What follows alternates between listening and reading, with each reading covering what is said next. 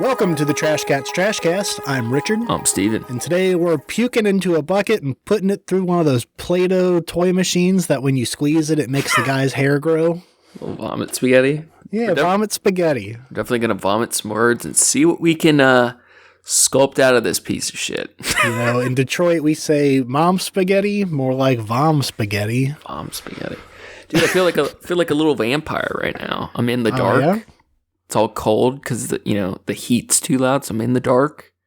All I have is the illumination of my laptop in the dark of an abandoned house right now. It's very spooky. Feels good. Very spook. Very, very much spooko.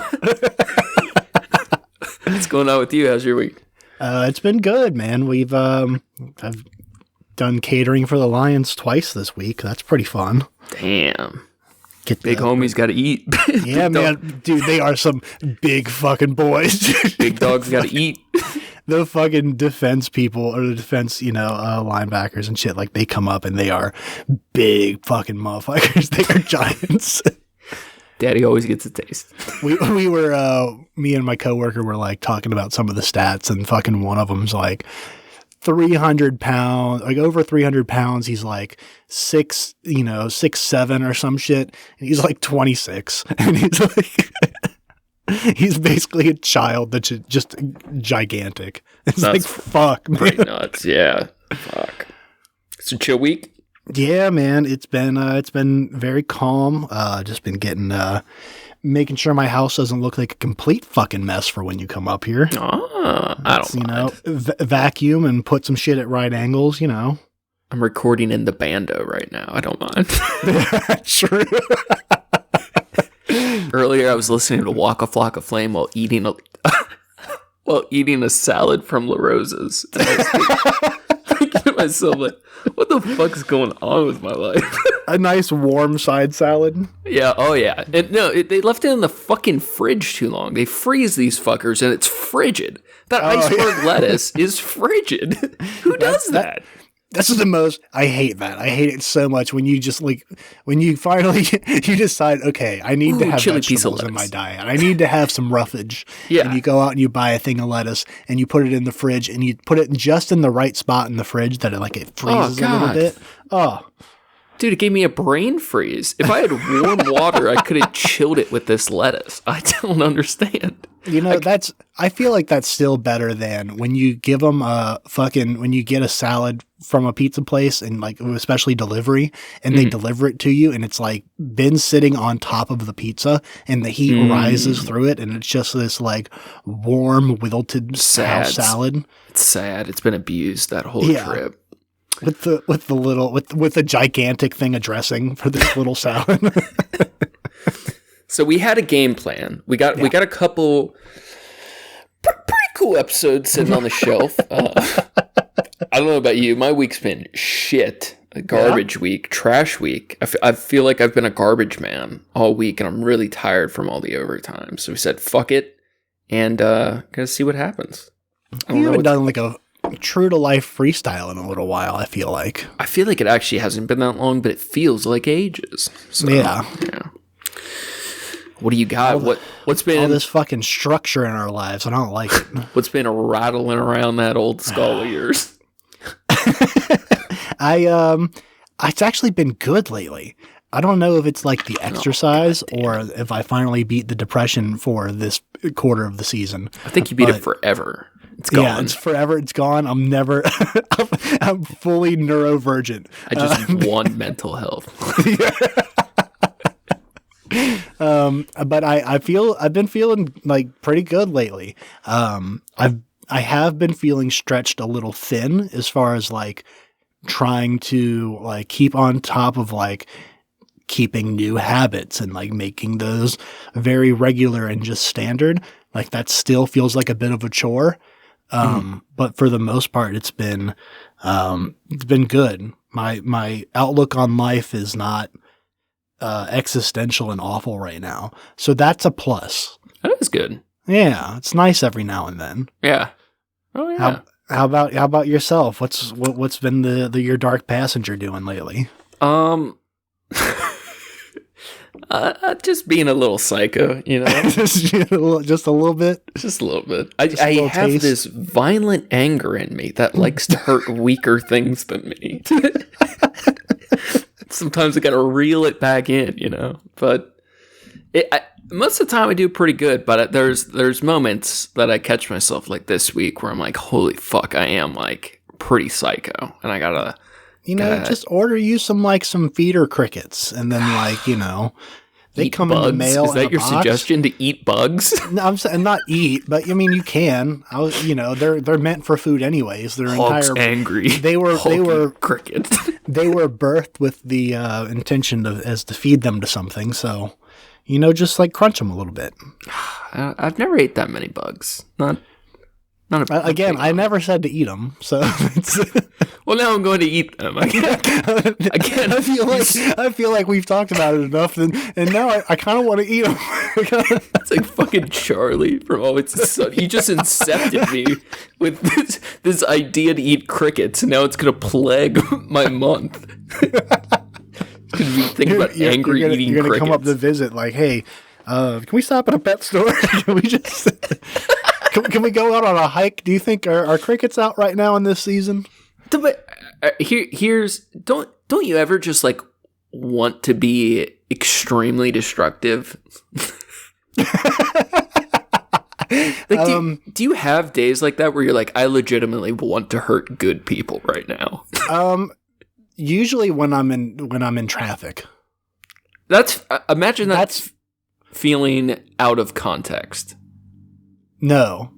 Most of the time, I have like, when I was younger, I had to learn how to redirect, like most of that, like the emo energy of like, oh, I just want to just kill myself and die. Like that shit is useless. Fuck that shit. Direct your anger at other people and make it productive.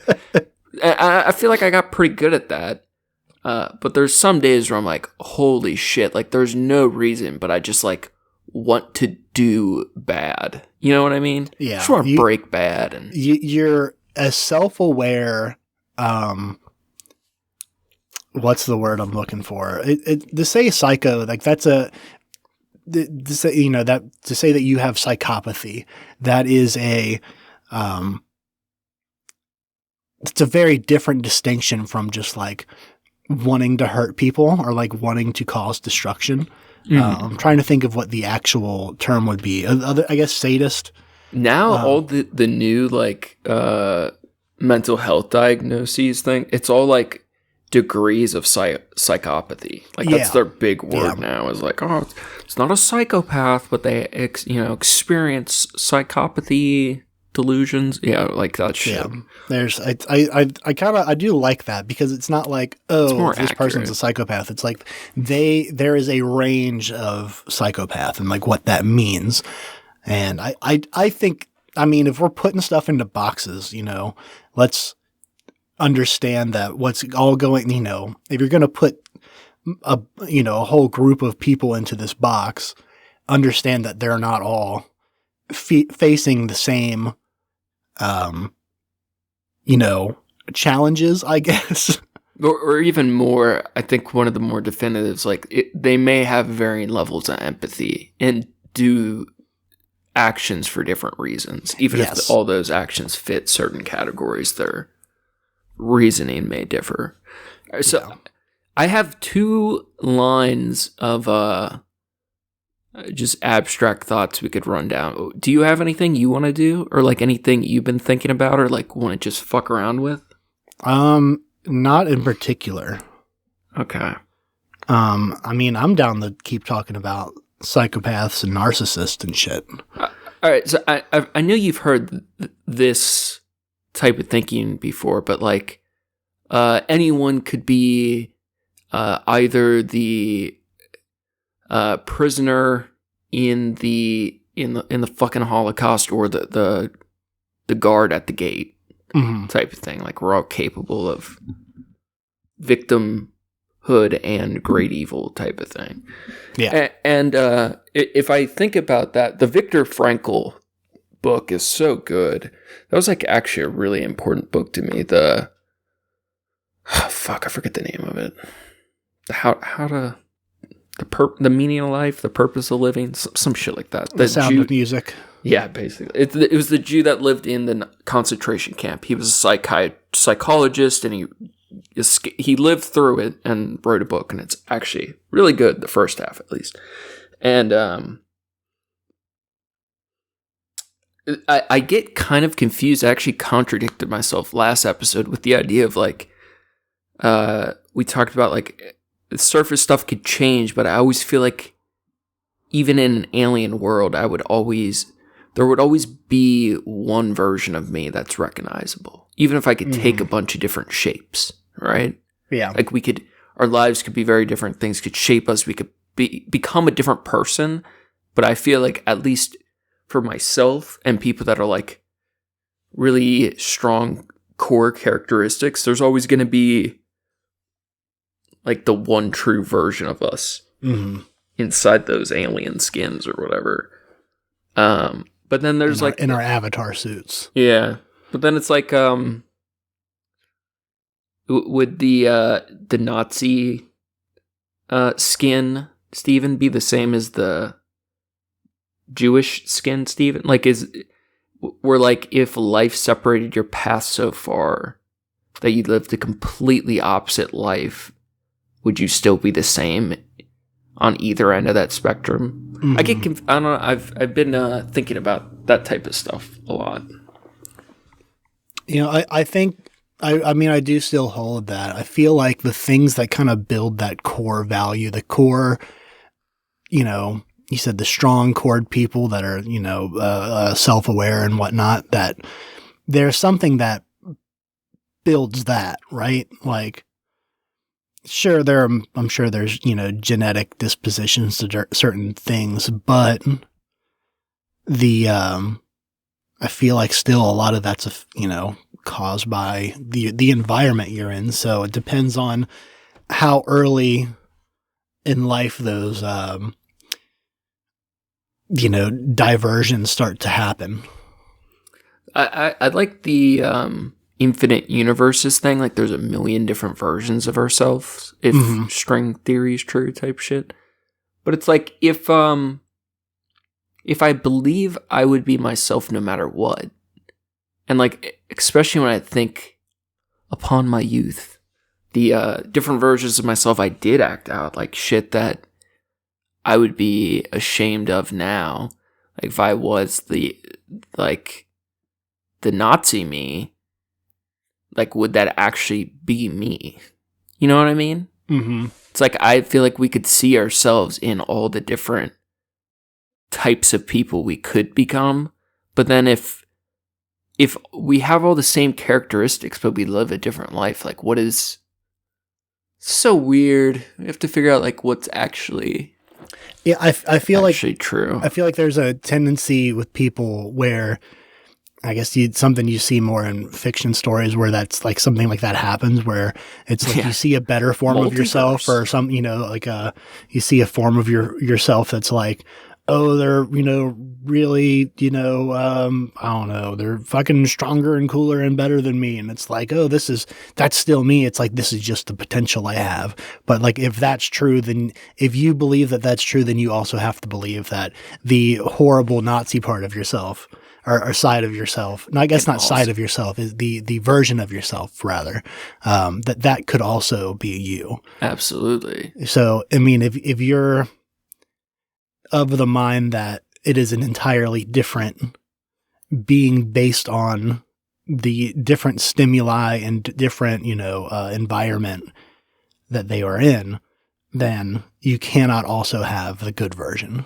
That's why, dude, it sounds like a dumb jump in context, but that's really why I love body modification so much. I love the idea, like it's so surreal and powerful to spend, at least for me, like large amounts of time considering I want the future version of myself to be, and then like over a course of time, plotting, money, pain, whatever the fuck it is, effort, you like actually get to dictate that. Like I hate hate sounds like so self-deprecating, but I hate what what I think most people, like what we're born into this world as. Like I hate that. I want to make myself, you know? It's build a boy. Build a boy. You just, mold yourself how you want to. Build a goth. Put your own stuffing in. Get one of those plastic hearts and eat it. Record your voice on it and then eat it. This is why people have babies. It's all making sense. It's all coming together. All the pieces. Steven's turned around full stop on babies. I'm having a baby tomorrow now. This is the ultimate body mod. Is that a Sarah? Yeah. Are you interrupting my podcast for Cheesecake right now? Really? If there's ever been a reason to interrupt a podcast, it's for Cheesecake. She says she's going to the gym, but she's just going to her car to eat cheesecake. I know it. That's goals. Have a good workout. Love you. Enjoy the cheesecake. Oh man. Yeah. I'm trying to figure out. Turn that light off. Sorry. I'm trying to figure out how I can trick my smartwatch into thinking that I worked out. And yet also reap the benefits that just tie it to your cat. Put it around. Yeah, true. Bro. Put it around your neck like There's one thing I know how to do. It's how to fake a workout and trick a cat. I'm good at tricking cats. I started a thing with some of my coworkers of we get 30 minutes of exercise 5 days or 5 times a week, 5, exercise things a week. And I've been trying to keep it a consistent, like, wake up in the morning, get it fucking done. Some days I wake up and I'm like just either sore and wrecked, or I take too long doing something and I don't have time before I got to go to work. So I've been trying to like have some days where I cram in two. So I'll get like 1 in the morning and then 1 in the evening on my day off. Oh, you're doing 2 a days now? Yeah, man, doing 2 a days. And they're, it feels really good. The day of, if like I knock one out in the morning and then knock another one out in the afternoon, I feel great. The next day I usually feel fucking exhausted. I'm sorry. So that's been not fantastic for trying to keep up with a pattern. I'm struggling to listen so hard because guess what she did? What'd she do? She left that fucking light on. I'm in the dark like a vampire. And there's just a light on in the other room? It's insane. Unhinged. She didn't want you to trip. Oh my God. Sorry, you were saying? I heard from the other room. Oh my God. Dude, the fucking light switches. Oh God. I can't even get started on it. I'm going to lose my mind. Did you hit the wrong light switch? There's 3 of them that don't connect. Dude, there's 3 light switches in this fucking kitchen wired by a challenged electrician that doesn't know how to connect the switches. All 3 of them have to be in a different configuration to turn on or off the light. Like, and it's not that even 2 of them can be in the right spot. All 3 have to be in the correct pattern to turn on or off a light. That's crazy. So if you lose track of which one's which, and it changes where they were last, so you can literally walk in a circle for 5 minutes flipping switches to get the lights off. It's like a Resident Evil puzzle. Like, that's exactly what I thought of. It's a Myst level in the kitchen. Some Silent Hill shit going on in here. God, it's wild. This whole house, just everything's wired crazy. You flip it, go up in flames any moment. You go over and push the X button, and it says the switch flip, but nothing happened. Then you go to the other side of the room, and you switch a flip, but nothing happens. Yes. And then you're like, oh, well, then these don't do anything. And then you wander around, you realize you're stuck for an hour and a half, and then until you go back and look up a fucking game facts and. Dude, if I wish, man. Did you guys have to lose power write a game yesterday? facts for your house? Yeah. Did you lose power yesterday? No. We've had like rolling blackouts a bit. It's The apocalypse has been pretty cool lately. we had some up here too, but we got lucky on that one. Yeah. The big thing up here is the brownouts. My mom had never experienced one before, and I had to explain it to her that, we lose some of the power, but it's not all of it. And even then, I can't say I knew exactly how it worked, but they do it on purpose so that the entire thing, down. You don't lose all your power. Yeah. Still run your fridge and your heat, and that's all that really matters. Dude, I don't know how it's been down there. It's been cold as fuck up here, though. Yeah, it's been 13 degrees all week. But 13 was the high today. I believe that. It's the highest it's been over the last 4 or 5 days. Yeah. It dropped down to 2, and it's just stayed there. It's chilly. Yeah, just a little bit. All right, next thing I got. Intuition. Yes. Intuition. Mm-hmm. Dude, I'm so tired. It's funny, as you just ragged on fucking, was it DeSantis the other day for stuttering? Biden? I think as people who have lived with speech impediments, it's okay. I just did it then. I'm succumbing. It's not succumbing. I'm getting over my stutter as we, do this. It does make it easier. Yeah, podcast. But I happen to be part of an internet community that anytime when someone's debating and they misspeak, everyone has to yell at them. They yell misspeak. It'll be you misspeak, and everyone's misspeak. It's so you need a community of shame. Yes, that's exactly what it is. Oh, man. It makes it better. Okay, so tell me about intuition. Well, you've talked about it in the past, trusting your gut type of thing. But I'm having this thing, I'm realizing more and more, I think my intuition, I've always felt really confident about my intuitions, especially philosophical intuitions. Mm-hmm. And I think in the past, I've always felt those things strongly, but there's been times I've misinterpreted a lot of things or taken things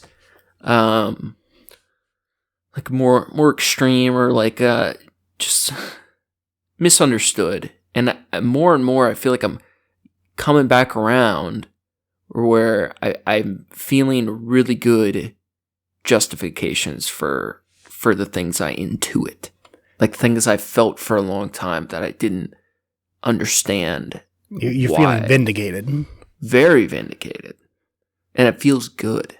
It does feel good. Feels good to know why you're, opposed to knowing you're right but not knowing why, to be I know why I felt this way, and this is why. I get it now. Even if it's a negative thing, yeah, you suspect that someone's wronging you or something, but you're maybe I'm just being paranoid, Kanye West. But I feel this, God. And I'm still acknowledging it, but I'm probably just being paranoid. And then you find out you were right, and you were yeah, I was right. They fucked me over, and it's oh, but they fucked me over. The feeling, the best thing I can compare it to is, I've hated Kanye West since the moment I saw his fat ass square cheeks and his shit beats. Oh, I fucking hated him so much. The last 2 years, vindicated. Have felt great. Exactly. I'm feeling that type of energy with a lot of belief stuff. Mm-hmm. And it's good. Because I've always been so interested in a lot of these things we talk about, but I haven't always understood exactly why I feel the way I do. And I think a lot of that is in part from talking about it more and writing, trying to put words to belief type shit. It's been very helpful for me. What's really good is when you listen to, so you look up some YouTube reactions for bands and movies you like, and then you have people that are professional musicians or movie makers or something explain this is why this movie's good, or this is why this is really impressive. And then you can go yeah, I've always liked this. I didn't know specifically why it was as good as it is, but now it's vindicating to know oh yeah, professional musicians are yeah, this kicks ass. I don't know. The professional commentary scene on YouTube is dangerous waters, man. There are some dumb dummies with bad opinions. For sure dude. there are. It's hard to know. It's tricky. Yeah. You can get fucking gaslit that garbage is pretty if you listen too long. Just depends. I mean, there's some great, opinion people out there too, but yeah. I've always thought in the idea of intuition kind of thing, I feel like it's less, I like the term trust your gut or follow your gut less than trusting yourself. Toucan Sam style. Yeah, exactly. The thing that I feel when basically the situation I was explaining a minute ago, like that was a very real example of like I was in a relationship and I was like thought that I was maybe just being over jealous and I was just being, I had my own shit to deal with, but it turns out that I was right to have those suspicions and those thoughts and worries, and to feel vindicated like that is, was a really good example of like, okay, this is why I'll never not trust me again. Like I saw this happening and I saw it going on. And, and there's arguments to be made that like, well, it's a self-fulfilling prophecy, but it's like, it's not that I was like actively searching for it. It's that I saw different pieces in place and I was like, that seems weird, but maybe that's just me kind of thing. So I really do feel like there is something to be said about that, of like really tuning in. And I don't know, I've thought about this too, of like how often does it go the other way that you thought something and like, oh, actually that was wrong. I can't, it's going to sound shitty, but I can't think of examples where I was wrong, but maybe it's just because they weren't memorable enough that it was like, oh, I didn't get a feeling of disappointment, I guess. Yeah. I'm thinking. I feel like there's a lot of things I get wrong. Like, if we had to look at like error rate or like bullshit rate of the both of us over this podcast. Oh yeah. I feel like I'm probably more willing to put like a opinion out a little bit more eagerly than you, but I would imagine my bullshit rate's probably higher, in part because like just we're having fun on a podcast, but also law of large numbers, yeah, but also like I'd probably get more shit wrong. But you are a bullshit shotgun, and I am the bullshit. Wow. Yeah, I don't shoot as often, but like you're a sniper, bro. You're a sniper. I snipe that shit. You be the sniper, I'll be the shotgun. But as far as like opinions go, or for me, what I'm mostly thinking about is like philosophical intuition. Like as far as opinions go, or like what's right, or aesthetics for me matter, because I really keep going back to like aesthetics or ethics type of thinking. But I feel like no one is ever going to have a better opinion than me. And even if that's wrong or not true, there's no reason to live like it's not. Or like I feel like I spent a lot of time being like really weak, or like shy or unwilling to speak strongly. And I feel like I'm just willing to make more mistakes, where it's like I don't want to believe in something if it's not perfect. I don't want to have an opinion if I don't think it's the best. Like I'm willing to be wrong, or like listen to other people for sure. But if I'm want to speak on something, I want to speak with as much authority as I feel I'm entitled to. Yeah. It's nice to have that, of having that extra knowledge in your pocket thing. And I mean, I think I've said this before for sure. Like, this podcast has been great for like goofy stuff, especially a lot of the older episodes where we kind of do like a video essay or an audio essay on a topic. Yeah.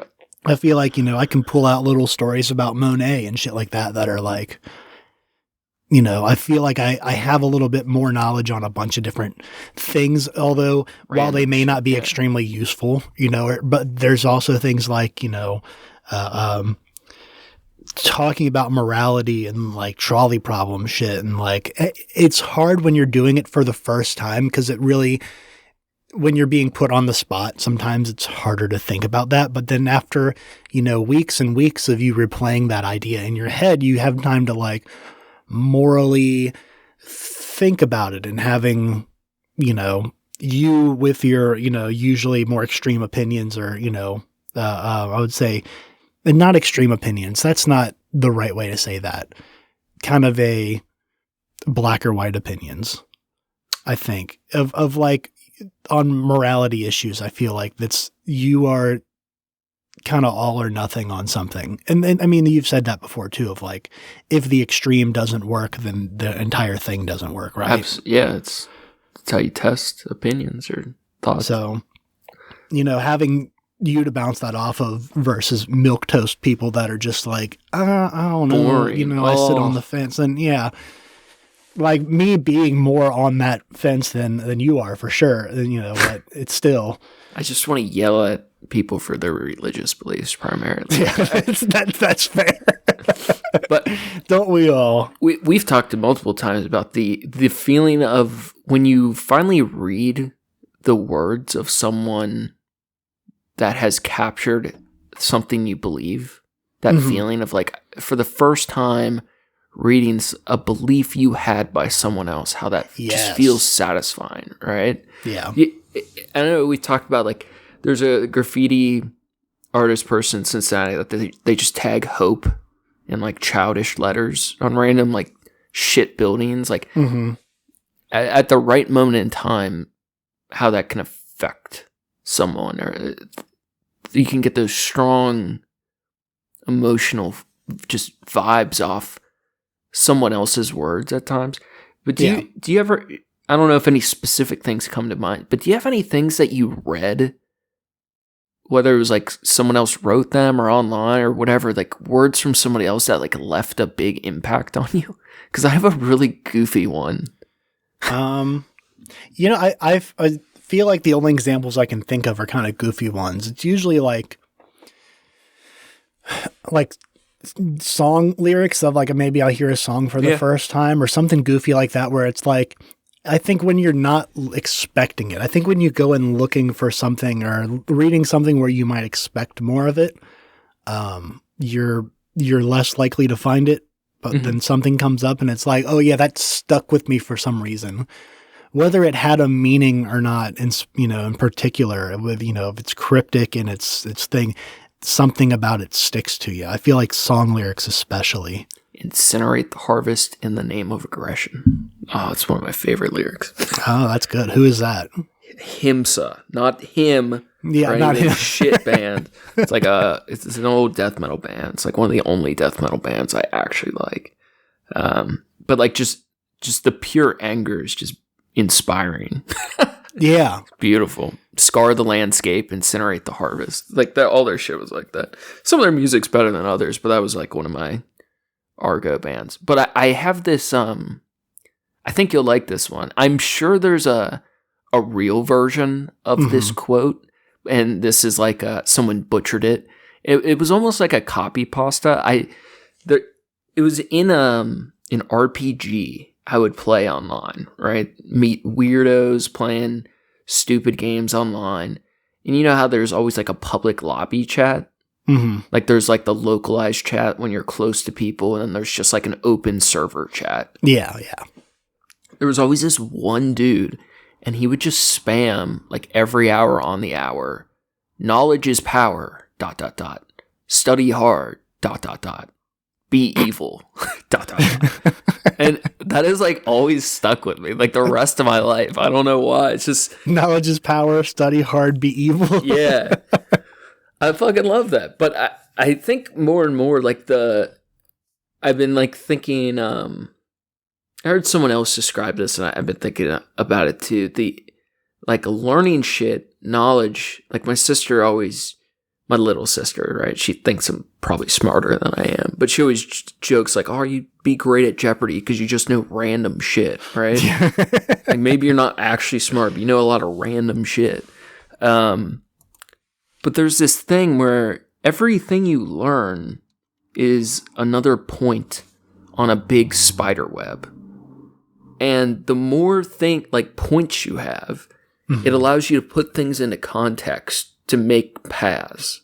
Like the more random things you acquire, whether it's about Monet or a stupid philosophy paper or the weaponization of music in war, like all these random things, they create little paths that the more shit you can place in context and connect in whatever way, even if the connection is just reminding you to access that information because of something else, or how those things relate, or why that person was at that place in time. Like, I truly, I feel pretty passionate about it.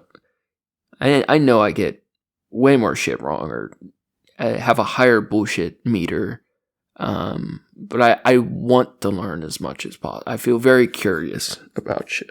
Mm-hmm. I know you're that way too, just very curious. And that's like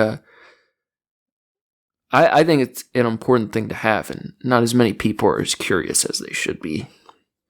I think the visual that just came up into my head while you were describing that was, I don't know how long ago it was fucking forever ago. There was a thing that went around the internet, and I think it caught a lot of people off guard because it was like it took like historical events and time periods and was like, you know, you think like these things were either like really like a lot longer ago than they really were. We did a quiz on that. Yeah. The one where it's like, you know, it was the confidence.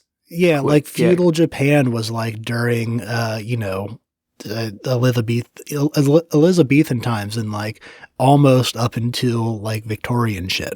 Like it was not that fucking long ago. And like there were, you know, it's very possible that a knight, you know, from the fucking round table and a samurai could have fought each other, you know, or passed each other on the fucking Silk Road. Yeah. Or like, you know, the shit like that strange. Where it's like when you first read that and you're learning this, you're seeing these different connections of like, oh, this is what was happening. This was what was happening globally. And like, they were at the same fucking time. Like, what was the one with, was it Oxford is older than like the Aztec Empire or some shit? Yeah. I remember I called bullshit on that one and I was wrong, wasn't I? Yeah. That was the one there with like the, Oxford's been around since like, you know, 10th century. But in my mind, I was going to the Mayans. Like they're all the fucking same. You know, apparently this is a thing. You know, the temples, the ancient Mayan temples, that they don't let tourists climb them anymore. Yeah, and it became a thing. Like, hey, those are sacred sites. Like, you can't climb on them. Yeah, but the true origin of that was someone fell off and had a serious brain injury, and they had a lawsuit against the site. So then all these different places started calling them sacred. It's like, that's fucking awesome. This is so funny. Fucking so stupid. And that might all be bullshit. It had to have been an American. Yeah, for sure. Yeah, there's a thing with damn! I was trying to go for a Legends of the Hidden Temple bit, but I just didn't happen. I had it; it was there, and then I forgot it. I have somewhere to bounce this to, but I'm blanking. Fucking Temple of the Golden Monkey. Can't keep going. What were we saying? Mayans knowledge. Knowledge is power. Power is pizza. Power is pizza. Don't do drugs. do drugs. Yeah, that's weird. What was it? Oh, here's the thing. I've always been kind of death wishy, right? Mm-hmm. Yeah. Do you have those things where like something's wrong with your body and you're like, where you get yourself a little worked up and you're like, I don't want to fucking die. Like this could be cancer. Like you start thinking like that type of thinking, or just that Like, thinking in general, where you're like, you feel your mortality and you get like a little anxiousy about it. Very, not very now and often. again. Yeah, it's a very rare one. That's like a very normal thing. Yeah. But I'm not used to feeling that. And now when it happens, it like actually tilts me. Like it makes me feel very uncomfortable. Like hypochondriac style, or like, how do you mean? I think I have a little of that vibes because I'm working in health stuff. Like, dude, today I probably saw the gnarliest infection. It has to be in my top 3, but I see people dying of infections and open wounds every day. Like but today I saw some, like the gnarliest ones. Now, like, when you say saw, like there's pictures and shit? Oh yeah, I got. God, I got the medical charts, bro. I'm up in there. Like holes where you can see through a person's body, like where they're missing like 20% of their body to open wounds, type of shit. Jesus fucking A. It's normally not ulcers. Ulcers, like chronic skin ulcers, and then it gets into their bones, osteomyelitis, and then sepsis, and they start like from a frostbite injury or like a diabetes injury, like, gross. And they just start melting away, and you can see their hip bones pop through their skin, type shit. See, like that shit makes me cringe. That doesn't bother me, but every once in a while, I don't know why doctors do it, but they'll have like, I know why they do it, but it seems reckless. Like when there's pictures of naked kids for like an exam, and you're like, why would you put this in it's private in theory, but it's still an electronic medical record. Yeah, other people are going to get, Like even if it is like protected, like multiple other people are going to see it, and that would make me uncomfortable as a parent. Yeah. Yeah, that's always strange. I don't think I've ever had a doctor take a picture. It's normally pretty rare. It's normally like a severe like rash or infection, like something where like there's a purpose to documenting it. Like they won't do it for like normal shit. So you're only seeing the extreme cases. Yeah, especially for kids or whatever. For adults, they photograph lots of shit, but yeah, but like death fear shit's weird because it's like a new thing for me. I don't like it. It makes me very uncomfortable. Like I'll start getting the feeling of like, yo, I don't want to die. Like this is fucked up. And then I'll be like, since when the fuck? Like since when the fuck do I not want to die? Yeah, and I keep for the feeling I have is that there's not enough time. Like I've said it so much on here. Like become very time anxious. Like I never used to. I'm like very clock conscious now. Yeah, Steven, it's called you're getting old and you're starting to settle down. I feel like I'm ramping up. Like I don't. That's not what your brain thinks. No, but your brain's like, all right, we're comfortable. We're in a good place. I don't feel. Let's set up camp here. No, and then any threat to that, your brain's like, oh shit, no, like. No, that's not the feeling. It's I mean, you know me. I like it's very rare I can like just play video games or like watch TV anymore. Like pretty much from getting up till after midnight, I'm working on something. Yeah. Like pretty ferociously, where like I have to keep doing shit or I just feel like I'm dying. Like I start getting like I'll just, my feet will shake and I'll like start fucking getting anxious. And that's like the only time I feel anxious is when I'm not pursuing something now. I'm very like every couple hours I'm like, fuck, I'm out of time. I don't have enough time to get all this shit done today. Like I have that feeling now, which is a new thing. I can't guarantee you a lot of work up here, but we can. I won't feel it that way when I'm getting away for a couple of days. I'm glad to have a couple slowdown days, but in general, we can make some books or something. I got stuff to do that, but that's about it. Well, you'll probably see I'm probably listening to something anytime we're not talking. I'll have something going. Oh yeah, that's very fair. Like I just can't think, or I don't want to think. Yeah. I'm very apt to, like if I'm like not in front of the TV and I'm doing something, around the house, I just have YouTube on in the background for. Yeah.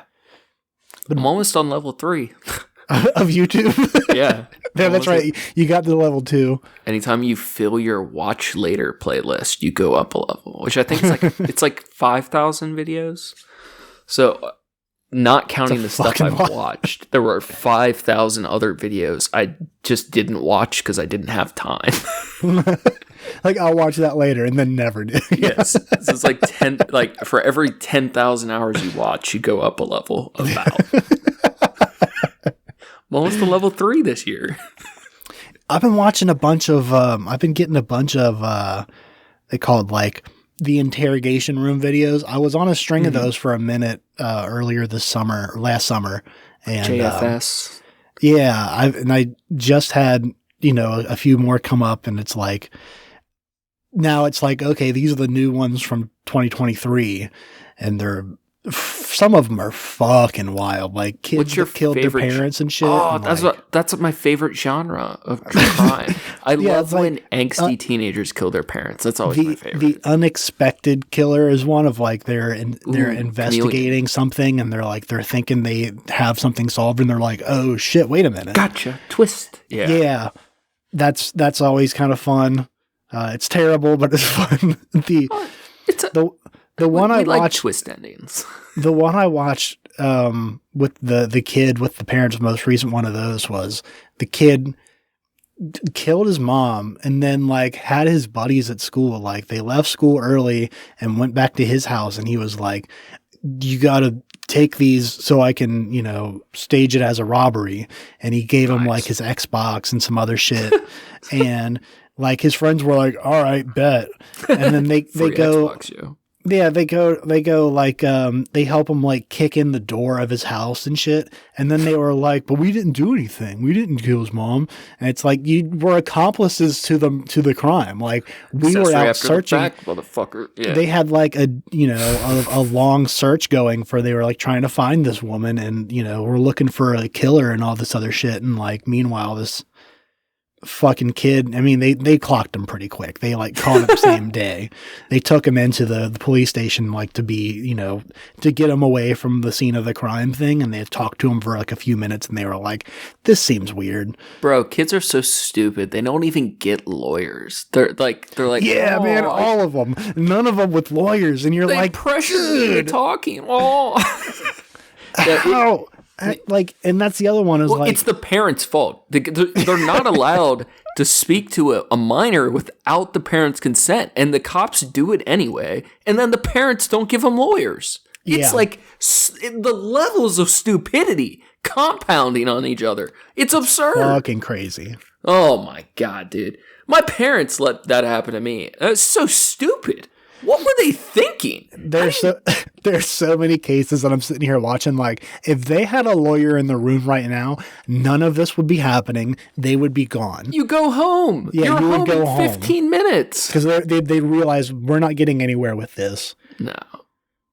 Oh Yeah. my dude, I had the coolest lawyer for my felony cases because he was this little Jewish man, and he was but he knew my grandpa from I guess time they shared at court at some time or another, but he knew my grandpa, and he was like, it was so weird because I'm in jail and I'm like, fuck, I don't know what my charges are, but I knew it was bad.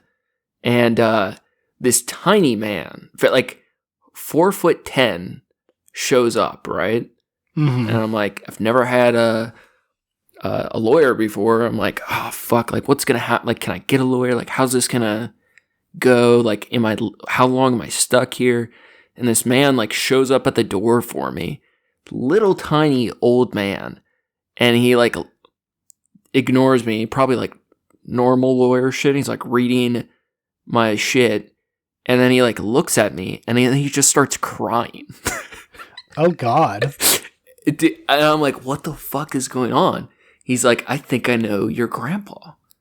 And then it was like after that, he was a public defense person, so it was free anyway. But he like actually was like looking out for me. It was cool as fuck. Yeah, what a job, man. Dude, that's like wild a line of work that is. Of like, I have a couple coworkers who are interested in, you know, something along that route of career of like I want to help people that need it, that, you know, we're talking about like, you know, all the innocent people in jail and shit like that or whatever. And it's like, oh, fuck yeah, man. Yeah.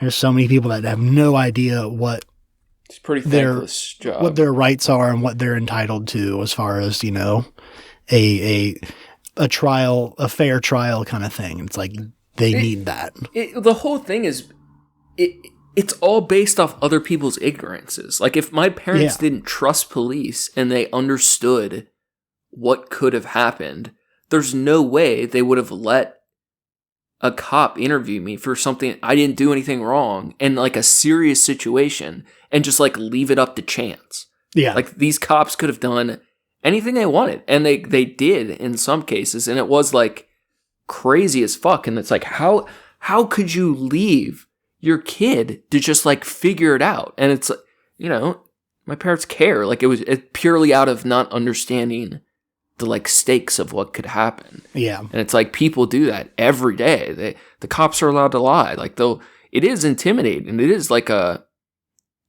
extremely stressful situation, and it's so easy to make mistakes. And I feel like a pretty confident person. And when I'm talking to a cop, most of that confidence is pretty much gone, because it is like you're talking to the only people in society that can take away your freedom. Like, you need someone else in the room to advocate for you.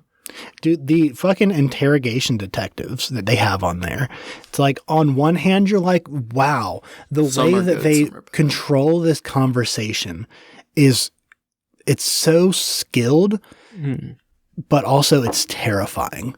Yeah. Like if they were to utilize this for bad, like to railroad someone, or like exactly a manipulatable person, like they could do this same interrogation on 9 other suspects that didn't do it and probably get a couple confessions. Yeah. Or it's like, this is not good. And I know like the fact that these are like, you know, out in the public and like reviewable and shit like that. Like I know that helps keep them honest kind of thing. It's like body cams and shit, but like also like I can definitely see where this could go very badly. Even if you didn't do something, if you in one interview say you did, you're going to have to fight that the rest of your life, depending on the case. It's like, so when you see someone doing it and doing it very, very well and like level-headed and like being receptive and open and like letting, you know, then they show like letting them feel like letting the, you know, the suspect feel like they're controlling the conversation thing. Like it's very impressive. Yeah. I think that's the best word for it. It's just extremely impressive. But then that makes you think like, it makes you, you know, someone like me think like, I don't have those kind of social skills with people in conversation, or at least it's not something, maybe if I really were engaged in a conversation with someone, I might pick up some of that, like trying to learn a new person kind of thing, but it's nowhere near anything like that. And it's like, how many people are just walking around that can just do that? That just... I don't think many, but there definitely are those chameleon people out there that like have that silver tongue or that level of intellect or cunning or whatever it is for that person that really can manipulate people. And that is like it's a powerful tool. I think about that, was it your neighbor that you went over and your first interaction with them was just really wild, and like if you were to like let on a little bit more, they probably would have Oh, the given you a pedophile lot. next door. Yeah, Yeah, he probably would have given you a lot more details on some weird shit. And it's like, I'm pretty sure he's a pedophile. He was a contractor. He's gone. He was just like doing a job next door. I could not believe the things he was willing to tell a stranger, like unprovoked. I didn't even say hi to him. He says hi to me, corners me, and is running into his sexcapades. Like, holy shit, bro! Do you do this with everyone? yeah, exactly. Like and yes. the fucking detectives that are sitting there while someone's describing how they, hit someone in the head with a hammer, and then that wasn't enough, so they had to, choke them the rest of the way, and then, just nonchalantly, I had to go, I had dug this hole and I had to go bury it and this and that, and like just nonchalantly talking about this thing they did. And they're just, and they have to just keep straight face and like, all right, cool. And yep. And then what happened? And then, okay. And you did that because that, okay, cool. They're so used to it, man. They see so much shit that they're just like, dead inside. I bet, dude. That has to have a fucking take a toll on you. Yeah. It's gnarly. It's like the kind of stimulant you need to get excited anymore. I've always kind of wanted to be a detective because I think I could be good at it. Fucking private eye. Dude, I'd be Sherlock in. I'd be walking onto the crime scene with full my pipe. Sherlock cosplay. Oh, yeah, dude. With a little wooden pipe that has bubbles coming up out of it. Oh, yeah. Vape bubbles. Contaminating every crime scene I come across. But solving it out of pure wit and determination. Oh, yeah. Join me, Watson. Oh my god, it'd be so much fun, dude. You fuck with people's lives, plant evidence, all the basic Sherlock things. Your Watson would be a 4-foot Cayman alligator with a matching Sherlock costume on. I was just gonna take my cat, but she would be pretty useless. Licking up the blood. Yeah, dude, she's more of a psycho than I am. She's actually a terrorist. She works for ISIS in her spare time. I'm fairly confident. You have a fucking sleeper agent in your house. She would slit my throat. No problem. She's waiting for the command. Oh man, she's just so cute looking. It's deceptive. She's she's manipulating me every day. Yep, that's how they do it. Oh man, they domesticated themselves for a reason. Yeah, just to trick us. They think so little of us. They do. I mean, it's just no respect. If I show moments of kindness to this human, to this creature, they will provide me with warmth and food. And the occasional times I do want pets. And that's all I need from them, and I'll take it, and then when I'm done with it, I'm going to scratch them or bite them. Yeah. Or hiss at him. My cat just hisses at me. Yeah. It's so fucking salty when we're sitting together on the couch and like she'll be sitting on my lap asleep and then I have to get up. And so I kind of like shake her to move and she just looks up and hisses at me. It's like, bitch, I'm not a pillow. Like, to be fair, I would be too, I would also be pissed if my bed got up while I was trying to sleep. But one of our cats, not my cat, of course, always attacks Sarah's cat. And I'm guessing they were in a high-speed chase of some sort, and someone had a burnout and crashed into the median or something, because Sarah's cat is missing like 3 inches of tail fur. Oh, like, yeah. There's a big-ass bald spot, like, all the way around it. Like, I think she must have got caught in something while fleeing my cat. And it's, like, actually a bad wound, because she's too dumb to let it heal. She keeps eating it. So we're, like, trying to wrap her tail. You know how hard it is to wrap a cat's tail? Oh my god. I saw the picture of it. It just looks like a cat toy. It just looks like a thing on a string for a cat to play with. I keep having this thing, like, because I don't post anything, but Sarah posts everything. Yeah, so, like, it's great. People tell me they've seen things, and I'm like, how? Yeah, I'm like, Sarah. Oh god damn it. This woman, she's a crazy lady. Yeah. Did she tell you I saw the waifu sweatshirt she got for Christmas? And I was like, I saw that also online, and I was like, I almost bought that for Steven. I really considered it, and I was like, if it was in black, maybe. But dude, I would like to kind of get back into more fashion-y stuff, but I just hate more than fashion. I like not having things. Like, I used to make all my own shit and like was really into like appearance aesthetic, and I feel like it's so much more freeing to not care. The only thing better than having all the spiky clothes I want is to not have any clothes. Yeah, exactly. Is to not have anything. It's a way more metal. It's way more real. I don't want to fucking buy anything. I finally gave up on buying hats for work, and I was like, oh, I want, fitted caps or snapback caps, because usually those are like the wider, and like I have a larger head, so I want something that can fit it. Like regular baseball caps sit up too high on my head, and I really don't like it. I don't like the curved brim. So I was buying like fitted caps from Lids and shit. And so they always had sports shit on them. Oh, and it was like, it would spark conversations with people about sports. And I was like, I don't fucking know or care. That sucks. Yeah. So I realized that I started buying, they make them blank. So I bought some blank ones, and I just put you can buy, iron on patches marker. And they work just fine. Paint marker them. I could. That's not a bad idea. Punk it. You know how the punk meta is to look like a trucker with a meth habit? Yeah. That's punk meta, I don't know whatever happened to this hat, but it was one of my favorite hats that I had growing up. And I think I had it somewhat recently, but it was a steel hat, the Steel Chainsaw brand. It was a black trucker hat with the mesh on the back, and it was like kind of foam up front, and it had the steel logo in the front. And I think my dad got it when he bought a chainsaw back when I was like a kid. Yeah. And I'd had it for years. And it was one of my favorite fucking hats, and I had no idea what happened to it. It's a good hat. It's a good hat. You have to rob a lumberjack to get anything of that quality. Yeah, really. Let's go buy a chainsaw, I guess. go buy a fucking gas.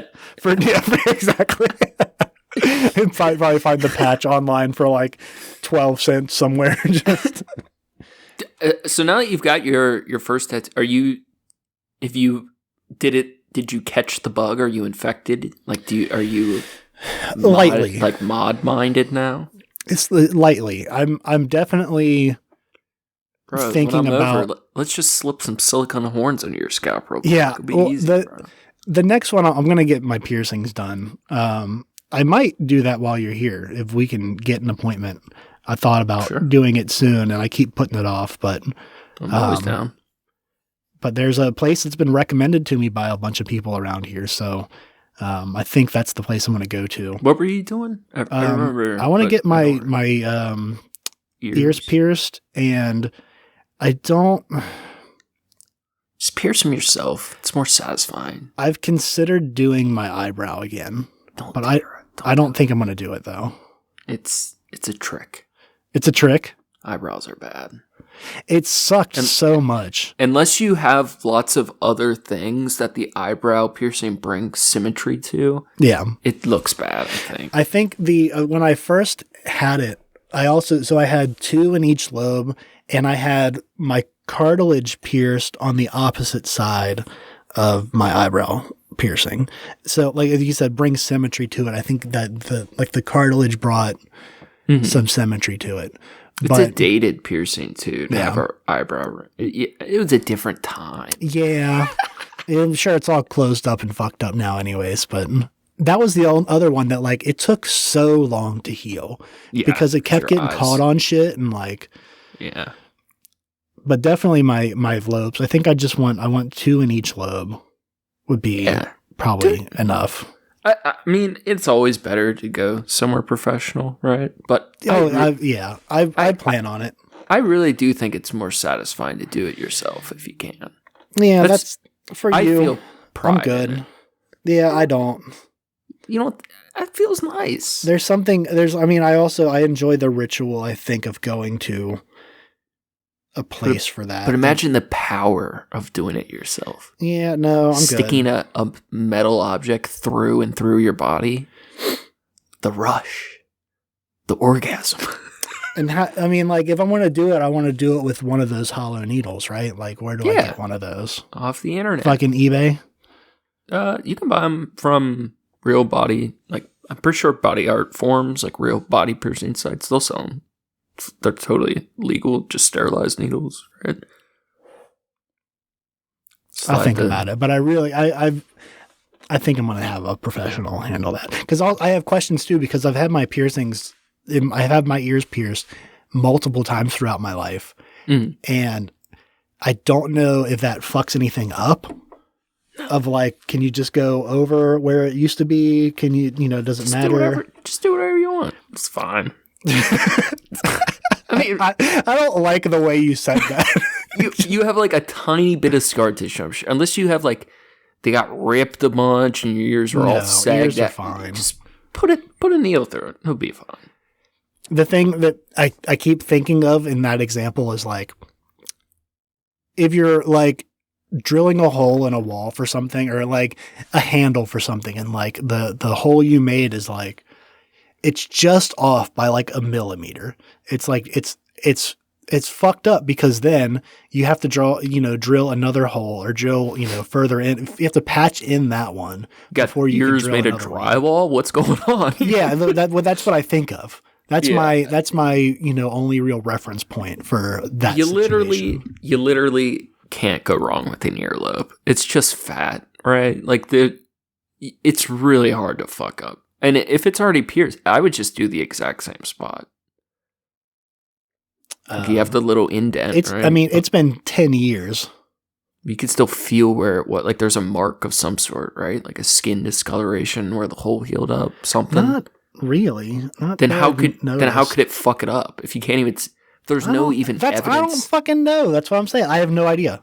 It'll be fine. Okay. Just stick it through. I trust and believe.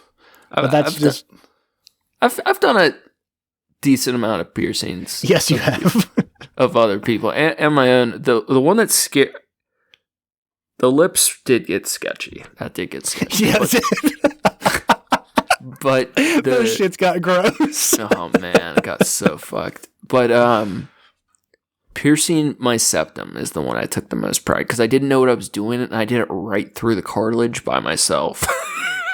And it was so wretched. But it, like, over years, I got it to be what I wanted. And I You gauged the shit out of that, didn't you? Yeah. Is that one that you still have in? Yeah. It's healed up at different times. Or, like, I've made it a little bit smaller or whatever, but... Yeah, what's the all one? That cartilage is shattered in my nose. What's the one? The bridge of your nose between your eyes. Just the bridge. The bridge. Yeah, one. I like those when they're tight. If they're loose, it's gross. Didn't you have a real fucked up experience with yours? Yeah, I had one ripped out when I got jumped and shot. I feel like I remember. It might have been you telling me a story about something else, or didn't you say there was something about someone getting a piercing and they just literally took a nail and a fucking hammer and just went through it? I had somebody else with a hammer and they just fucking. I might be confusing that with something else entirely, but I feel like one of your piercings was like that. No, I took them all out with pliers at one time when I freaked out. I'm not sure what that would have been. I don't know. I had that idea in my head for years of like, oh, Steven was fucked up and he had somebody put a fucking nail through his head. Like, just use a fucking nail gun, dude. Let's just nail gun your ears. Just jump to there's no margin for error. Your bridge is good, but your eye is fucked. Dude, I love air pressure weapons. No Country for Old Men, the cow killer. Oh man, I love. Oh god, dude, air is scary, bro. It is, man. Those fucking even just like pneumatic power tools in general, they're fucked. It's heavy duty shit. so much shit that can go wrong if your fucking hand's in the wrong place. Just I don't know why. I enjoy thinking about this shit though. But I'm a 2-horse man now. I got the second. You got 2 horses? I got 2 horses now, bro. I'm a 2-horse man. I was a single pony type of guy. Now I'm a 2-horse man. First horse, fully done. Clubbed, suffering. Second horse, it's beautiful. But it's a little too happy. I think we gotta add a little. I think we gotta add a little spit. There's no impact from the clubbing yet. Mm-hmm. I need to show the violence, you know? Yeah, exactly. We're getting there. It looks so good, though. Fucking...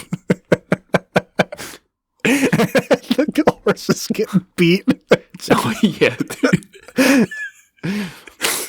In my headcanon, it's just because you only got that tattoo because every time we play chess, I bust out the horses. That's because I lost one game of chess to a horse. Yeah, that's my headcanon for those. I love that, dude. That's so fucking funny, man. Me and the artist India, we every time end up laughing about how it's just funny to say, like, I got this tattoo just because I hate horses. Like, it's so fucking funny. God, see, and that's that's a perfect example of my intuitions being correct. Okay, I always knew that as a kid, and now as an adult, I know why.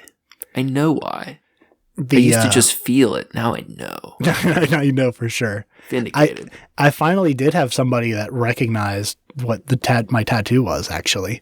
Yeah? They were like, they said, they looked and they said, what is that? What is that from?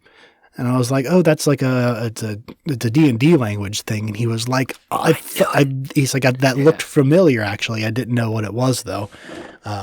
He didn't like recognize what it was, but he plays D&D, and he's like, that just looked familiar enough.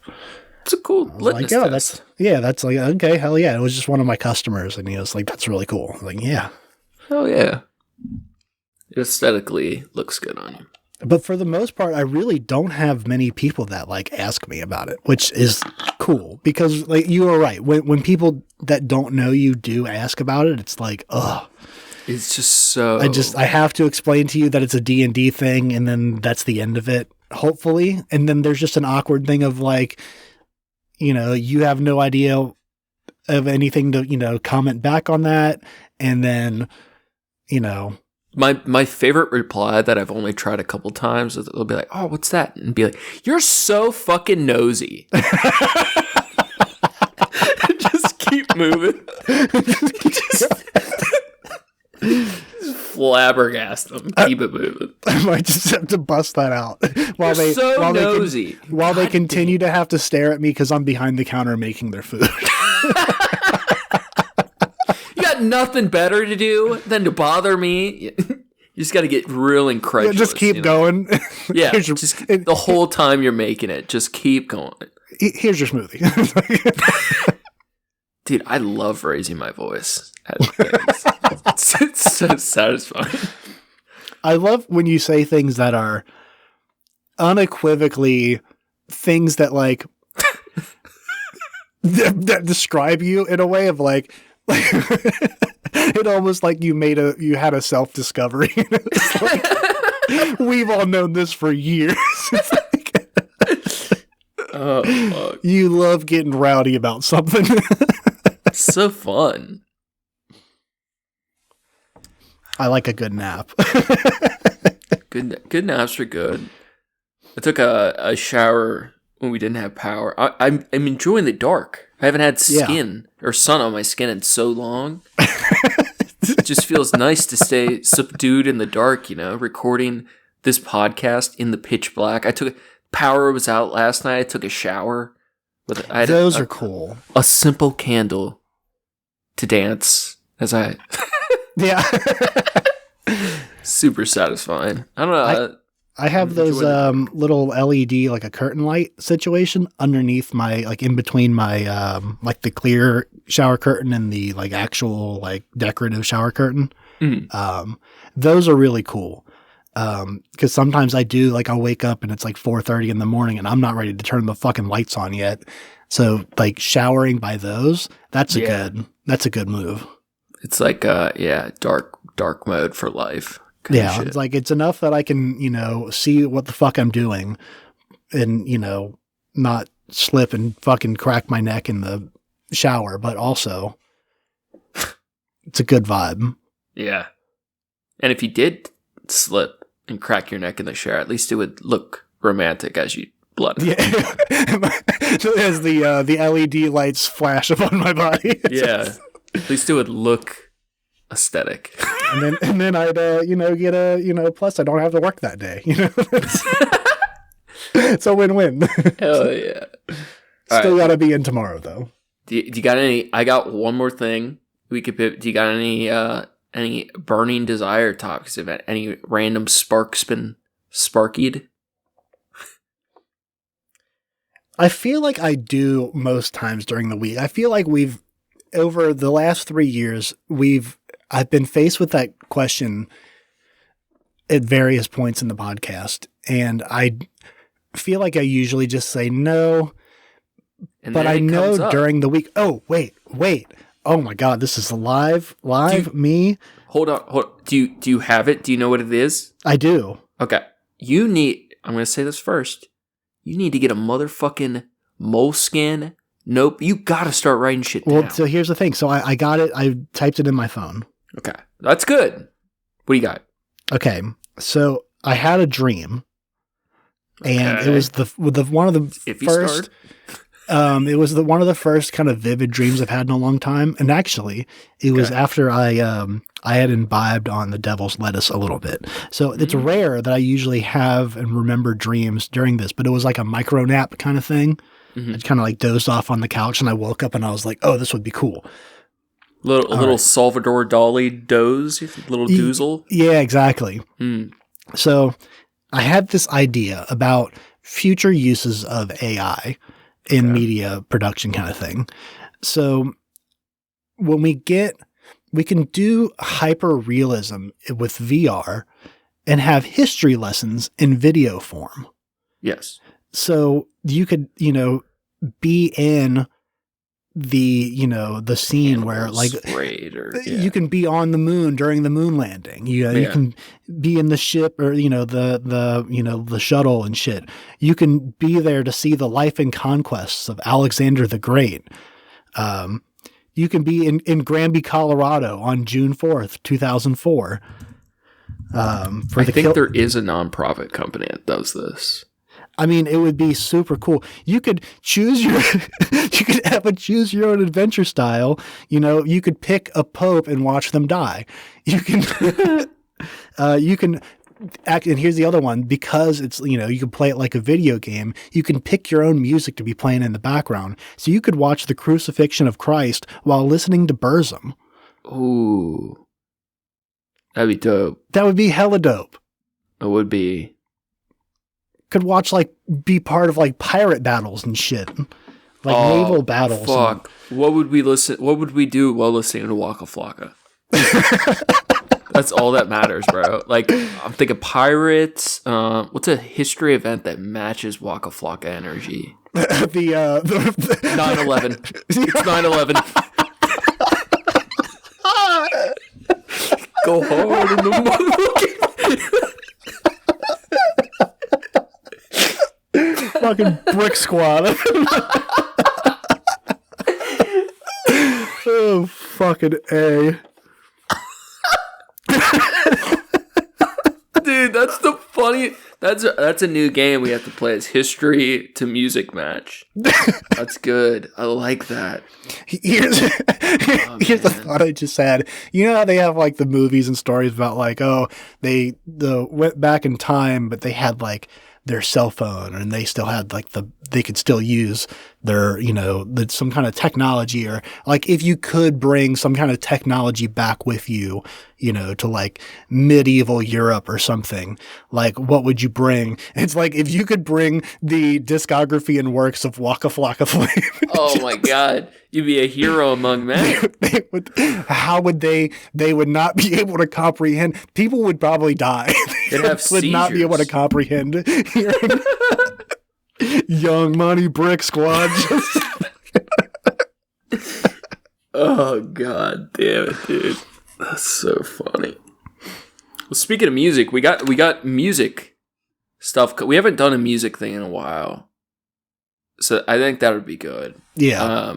But the last thing I was going to bring up, if you got anything, is art stuff, because we haven't been focusing much on art lately. Yeah, we haven't. It's been a while.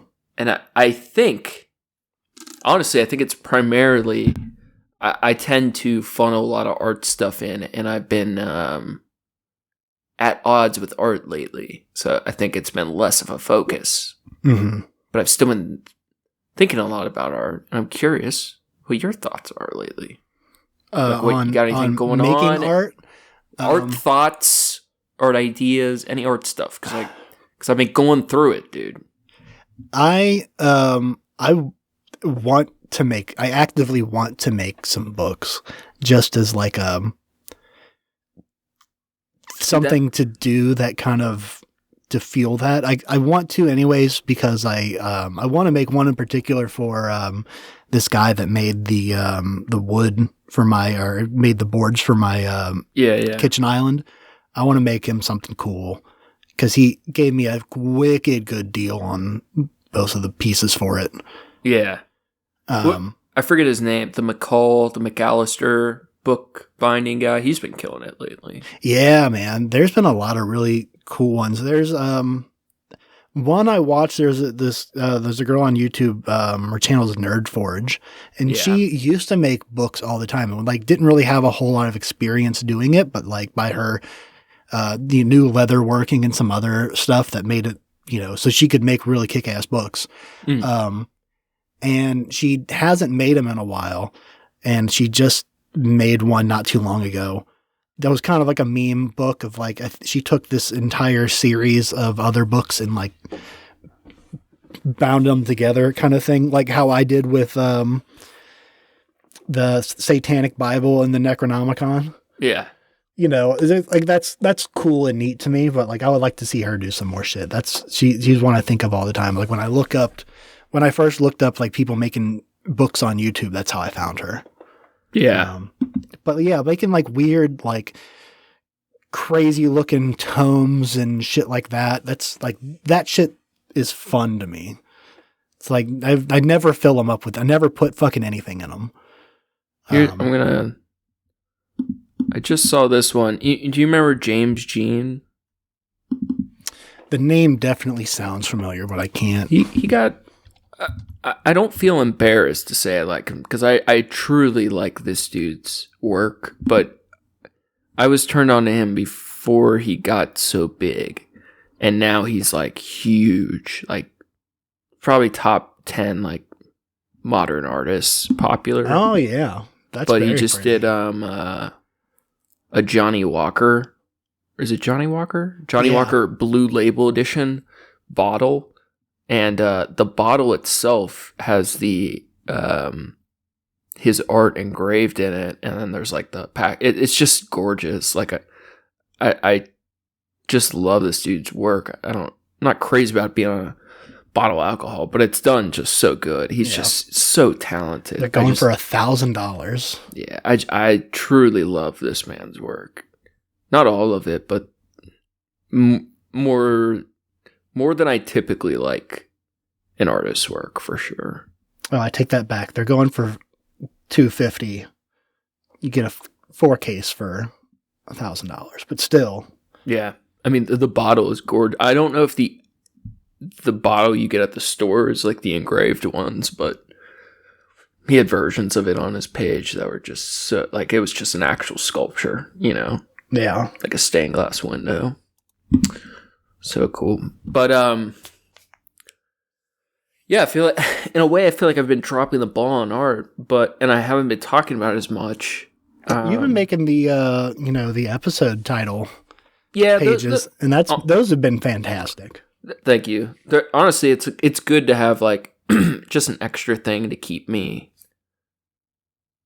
Like as soon as you work on something with art, like you start working on other shit. It's good to have something regular draws me in or whatever. But and those I really enjoy doing them. They're fun. But I've probably been working on art as much as I ever have. It's just I'm having trouble finishing things because I'm unhappy with the things I finished. I'm very happy with, but like while creating, I'm struggling to get what I want.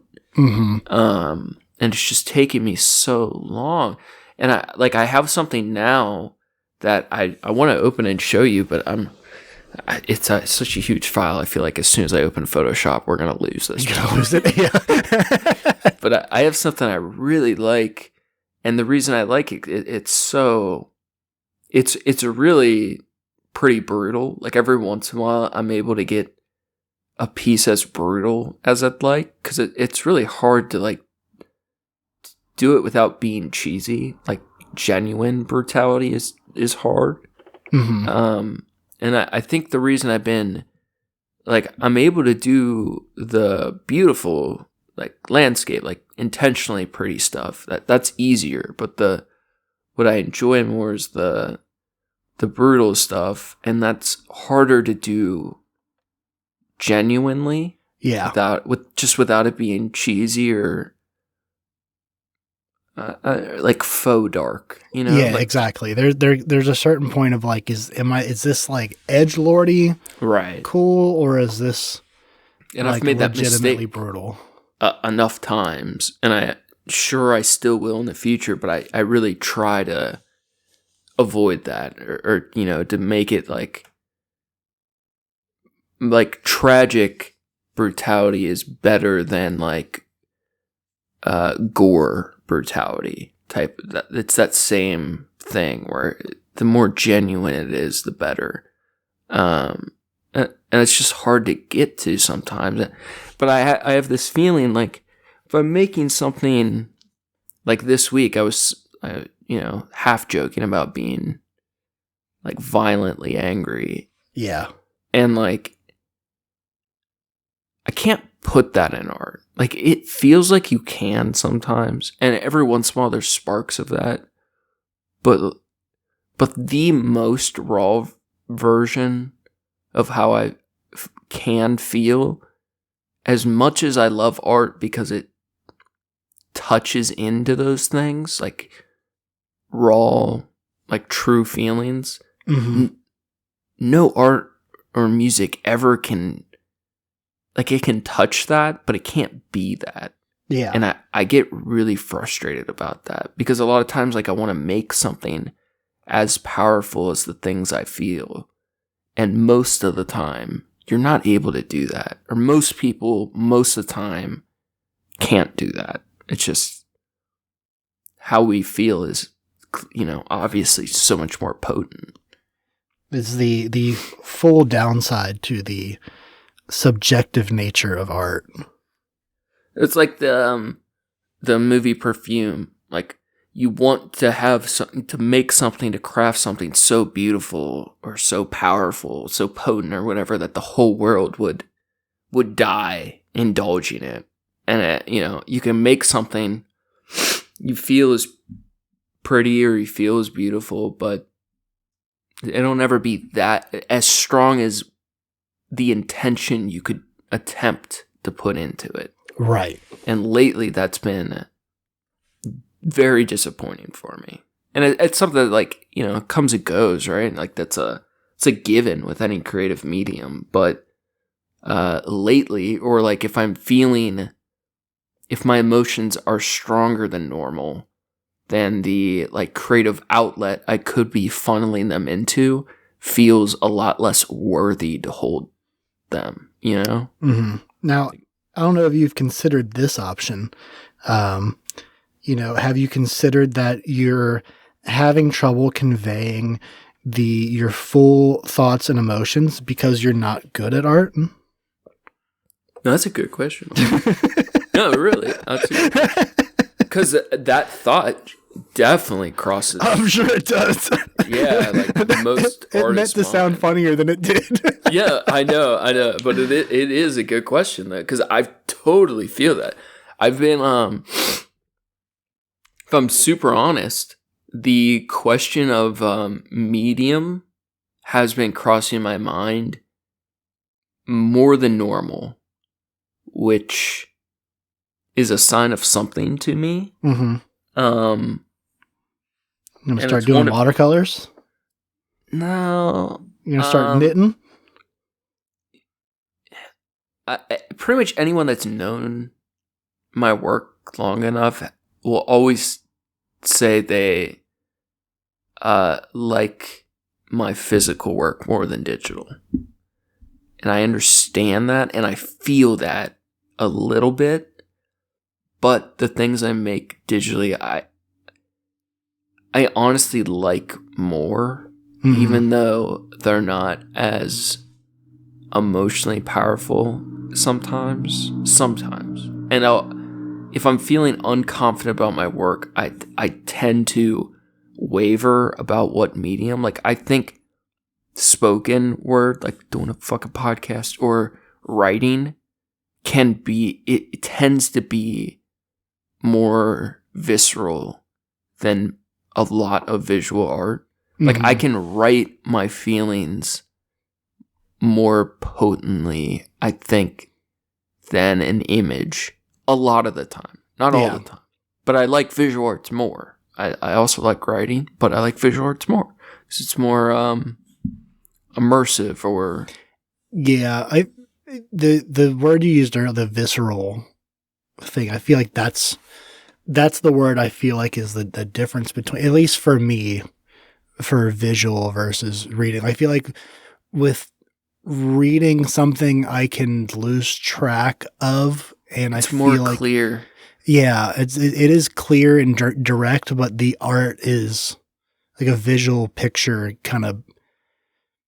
You can sit in it and live in it a little differently. It's more haunting. Like, if I write like, and then I killed him in a book or whatever, like, it's a character you've invested in. It's like a 3-word sentence of like intention and violence or whatever. Like, in a book, that's clear as fuck. Like, you like see it. Or like in the book, it's one of my favorite book series for kids, but it's so fucking good. Like, as it's good for adults too. His Dark Materials, The Subtle Knife, the Golden Compass series. The Subtle Knife, there's like one sentence where like he undoes some bandages and his fingers fall off. And it's like brutal as fuck. And it's like a short, decisive, clear sentence. And it conveys everything. And it's like so good. But if I do a painting of that or a digital piece of art, like, you might remember the painting, but you still you can clearly remember how it felt in the book, but the painting could be more haunting. Like, the book is going to be sharper to feel those words, but the image of it has an echo, a stronger echo. Yeah. I feel you could say similar things about you were comparing your physical art to the digital stuff, and like, I mean, I feel like they're apples and oranges. It's just it's a different vibe, almost entirely. I feel, obviously, I think there's some through lines there, but it's just a different vibe, and I feel like physical art stuff like that is. I don't know if it's just an archaic thing where like someone made this with their hand a lot more literally, that it feels more honest. Yeah, it feels a little heavier handed, literally. Like you're putting more yourself in. It feels like you put. So here's, I don't want to cut you off. Go ahead.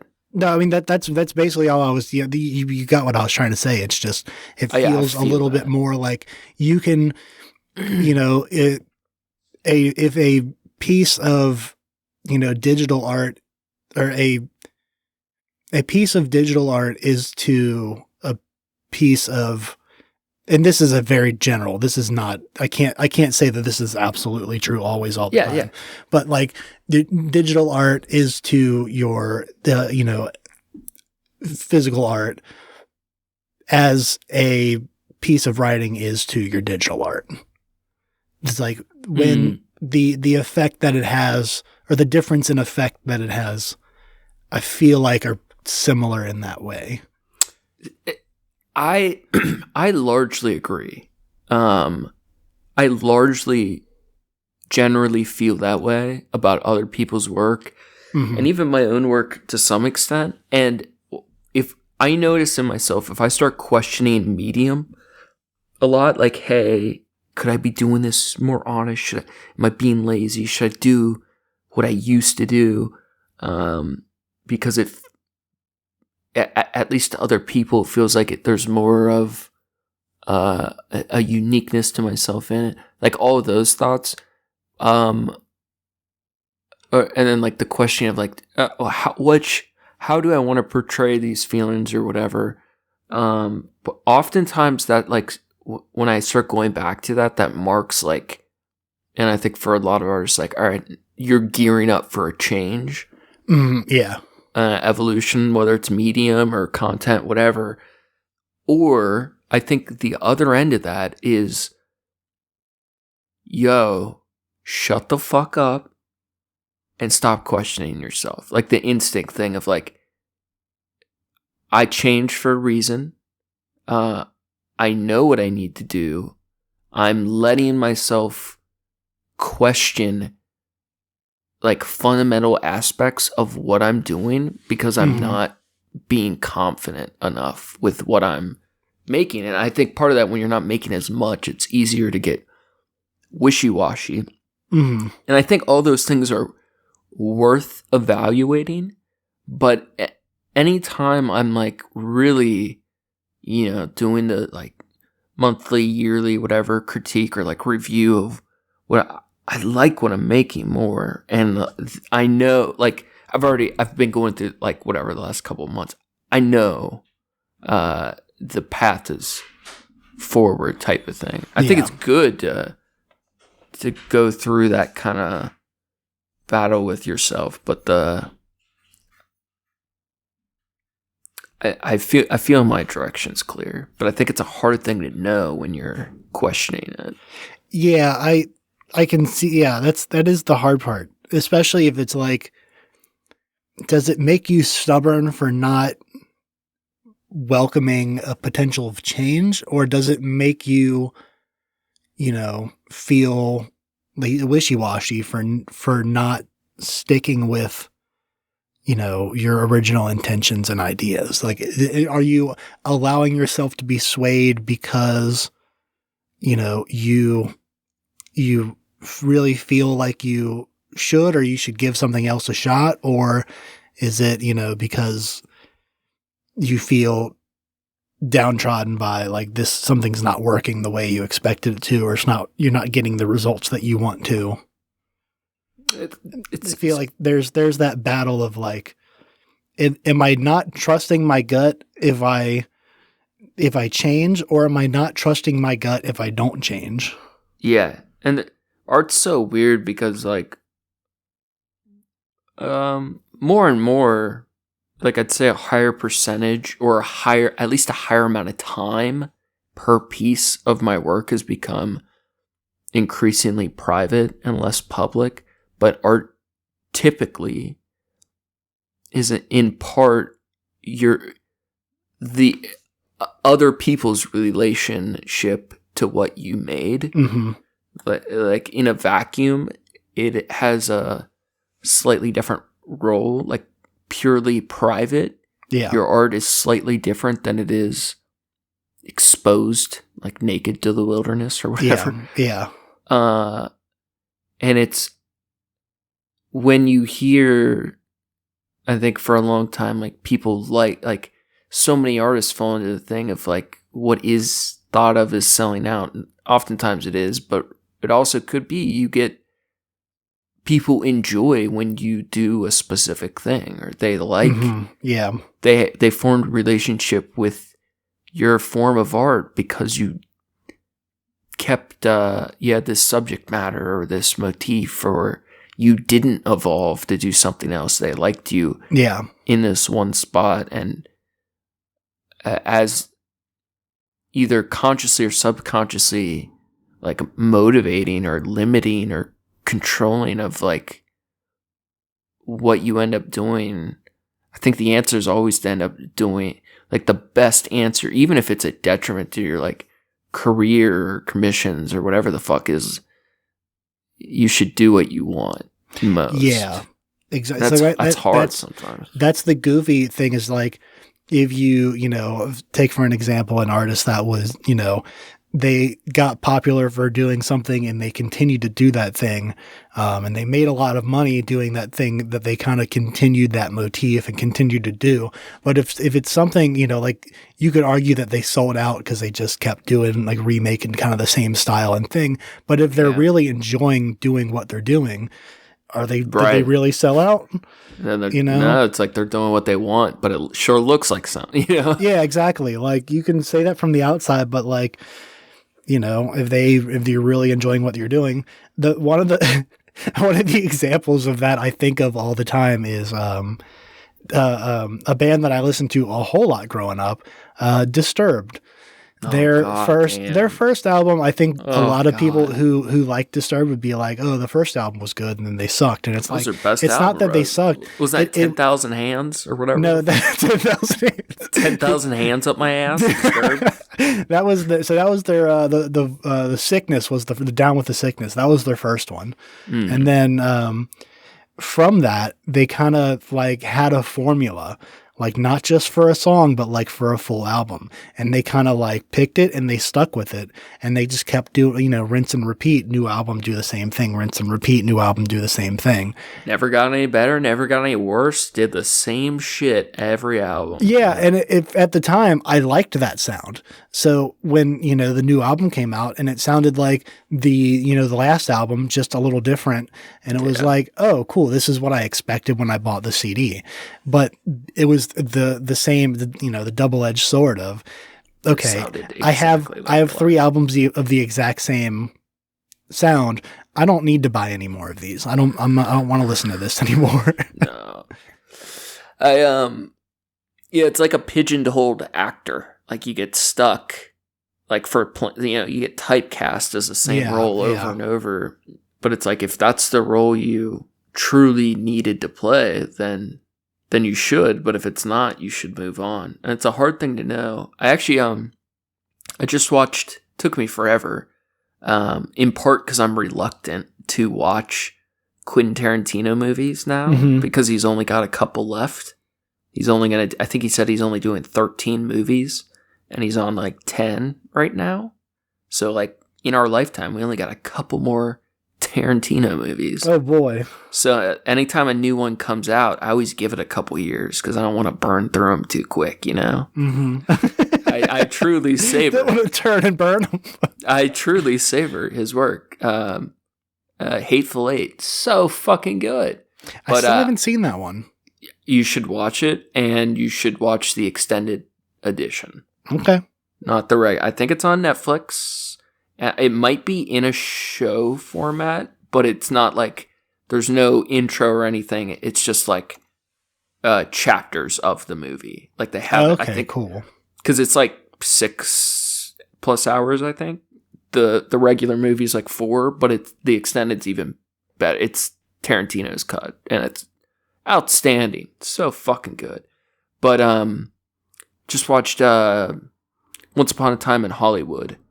And it's like has real Hollywood stuff, like with the Manson family and different movie filming stuff, but it's also imaginative. It's like if the Manson murders went to the wrong house, kind of. Oh God.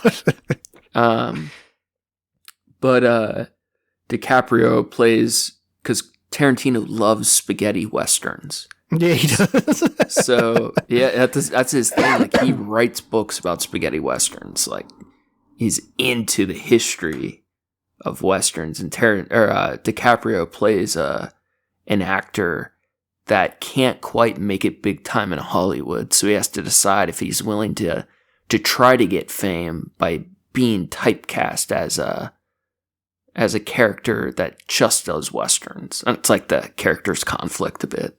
But it's a good movie. It's not my favorite of his, but it's really good still. But yeah, it's kind of interesting how people get, like, you want to see people's art evolve and change, but you don't want it to lose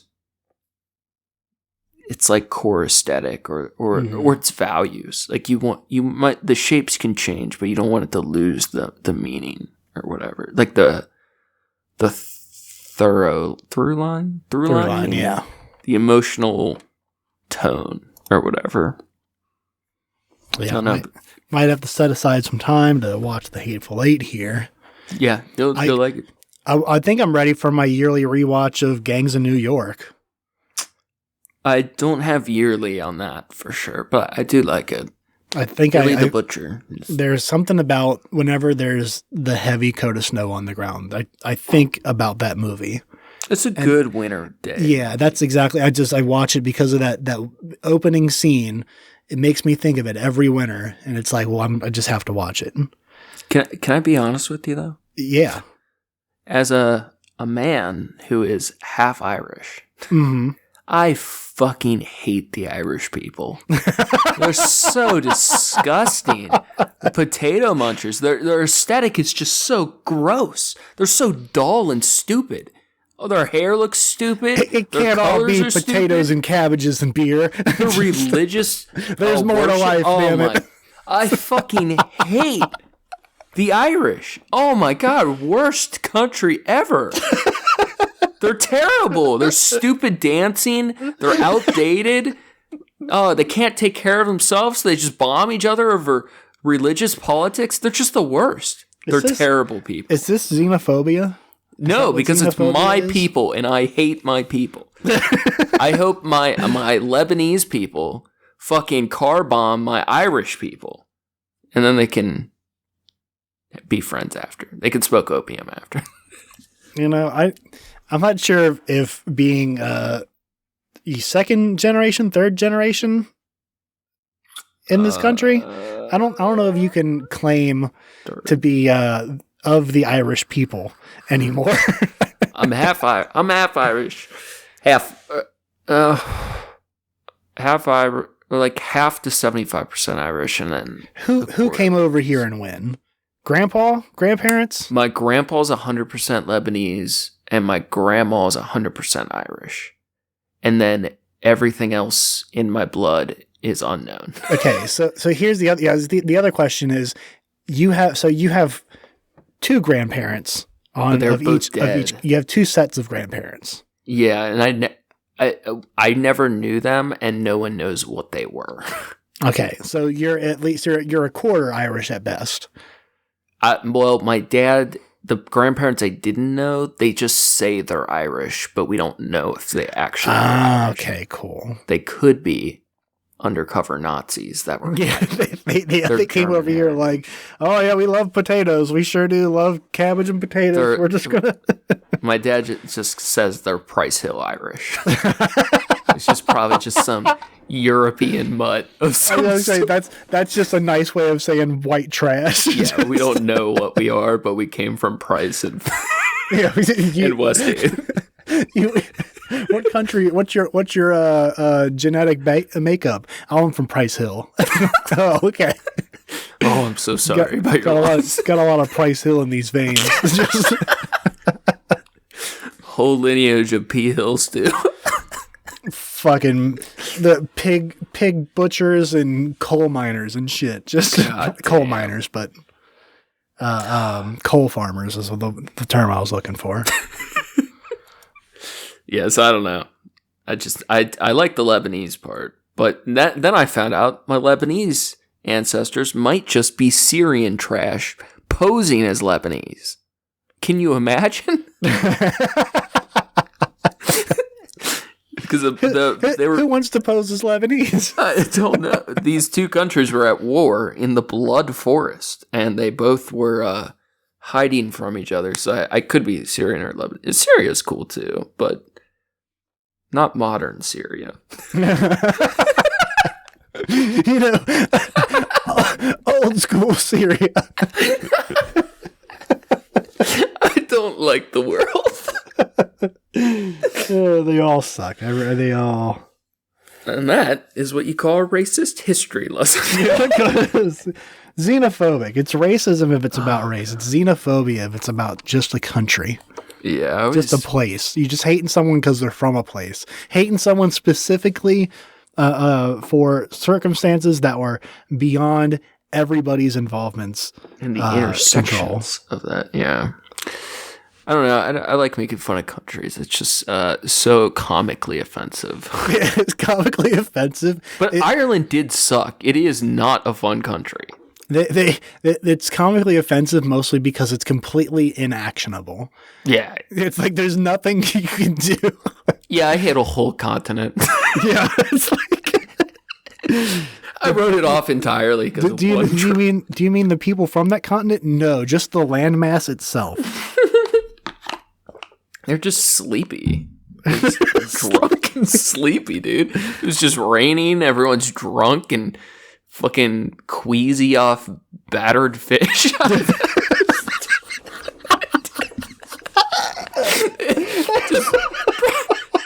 They just prayed a lot and didn't go to work. Guinness, battered fish, and potatoes.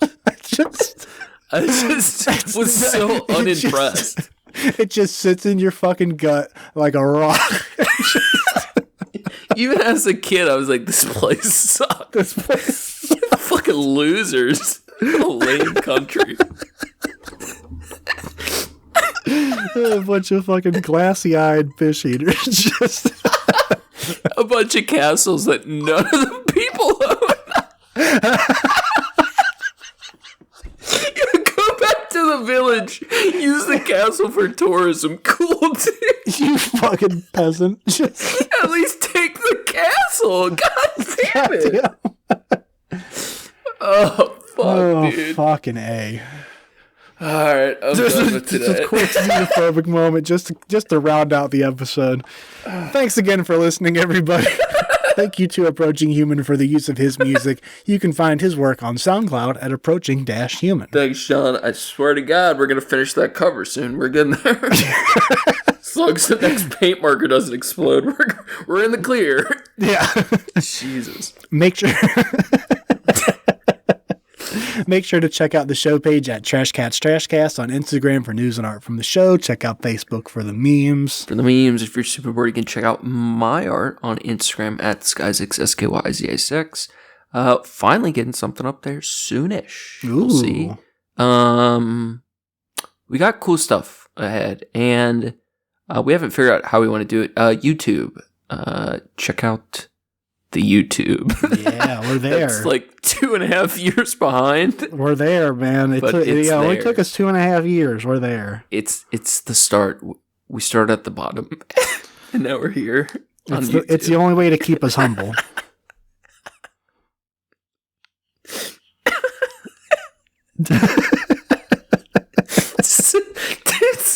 When I edit these episodes, I listen back like, that's so fucking stupid. It's so stupid. So fucking stupid.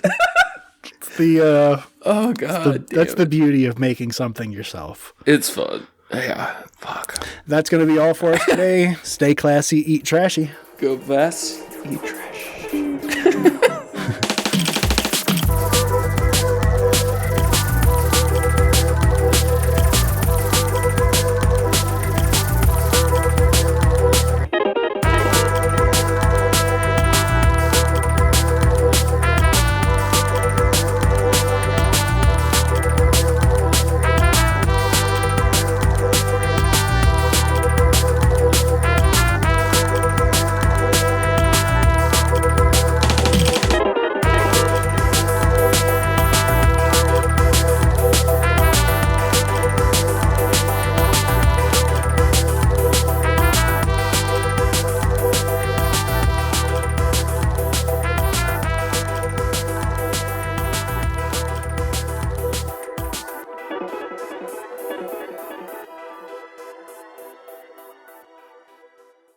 God damn it.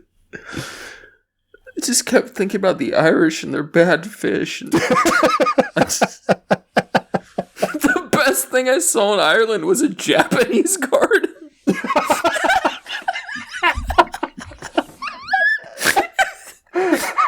it wasn't theirs.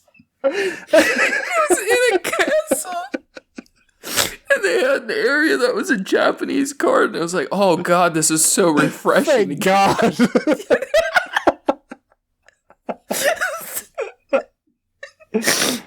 Oh, fucking A. Whew.